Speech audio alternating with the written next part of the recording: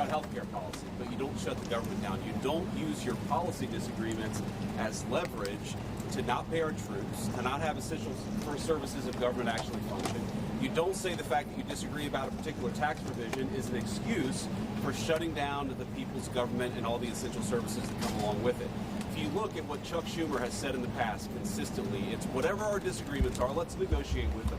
Let's talk about them. Let's figure out a bipartisan solution, but you don't shut the government down. In other words, you don't put a gun to the American people's head and say, unless you do exactly what Senate and House Democrats want you to do, we're going to shut down your government. That's exactly what they're proposing out there. Now, we have to remember, they're very frustrated. They say that they're very frustrated about the fact that this negotiation has not taken place until today. But if you look at the original thing they did with this negotiation, it was a $1.5 trillion spending package, basically saying to the American people, we want to give massive amounts of money, hundreds of billions of dollars to illegal aliens for their health care, while Americans are struggling to pay their health care bills. That was their initial foray into this negotiation. We thought it was absurd.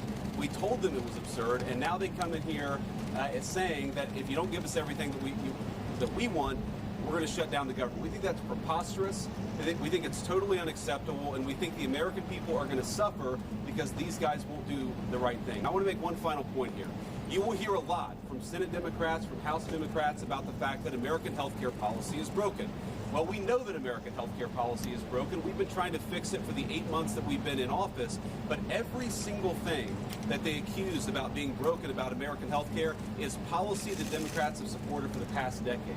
So if they want to talk about how to fix American health care policy, let's do it. The Speaker would love to do it. The Senate Majority Leader would love to do it. Let's work on it together, but let's do it in the context of an open government that's providing essential services to the American people. That's all that we're proposing to do, and the fact that they refuse to do that shows how unreasonable their position is. I think we're headed to a shutdown because the Democrats won't do the right thing. I hope they change their mind, but we're going to see.